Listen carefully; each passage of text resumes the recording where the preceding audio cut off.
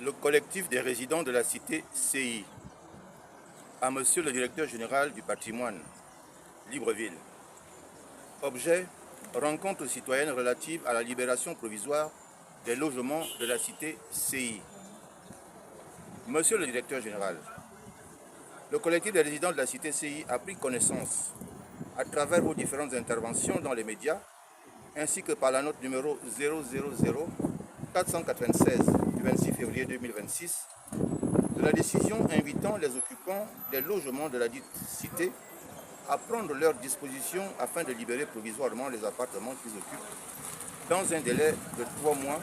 à compter du 1er mars 2026, en vue de permettre la réalisation d'importants travaux de rénovation annoncés pour le mois de juin 2026. Attaché au respect du patrimoine de l'État et conscient de la nécessité d'améliorer et de moderniser les cités administratives, les résidents tiennent à préciser qu'ils ne s'opposent nullement au principe de ces travaux. Ils considèrent au contraire qu'une telle initiative, si elle est conduite dans la transparence et le respect des occupants,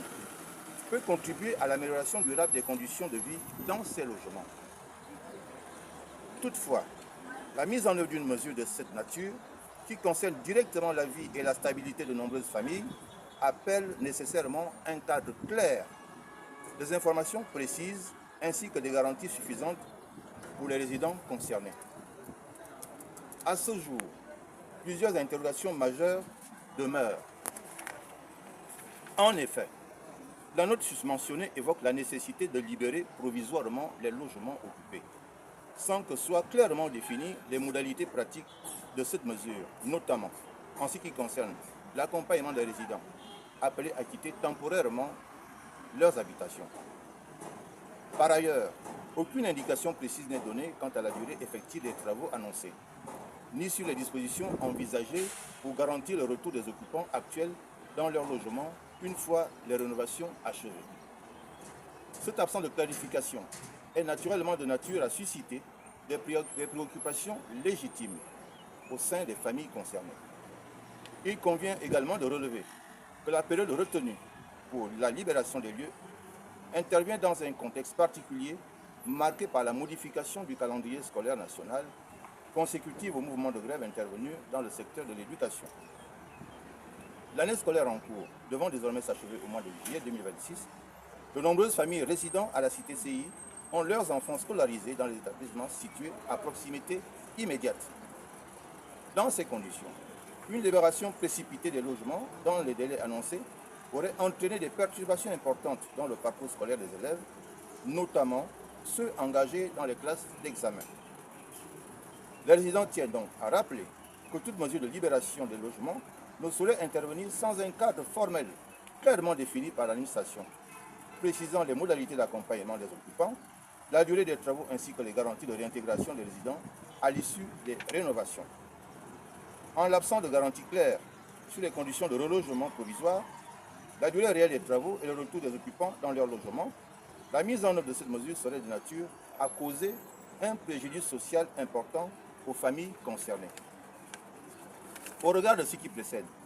le collectif des résidents de la cité CI sollicite respectueusement de votre haute attention des éclaircissements précis sur les modalités de mise en œuvre de la mesure de libération provisoire des logements, des informations détaillées sur la durée réelle des travaux envisagés, des garanties claires sur les conditions de retour des occupants actuels dans leur logement après les rénovations, ainsi qu'un réexamen du calendrier envisagé afin de tenir compte des réalités sociales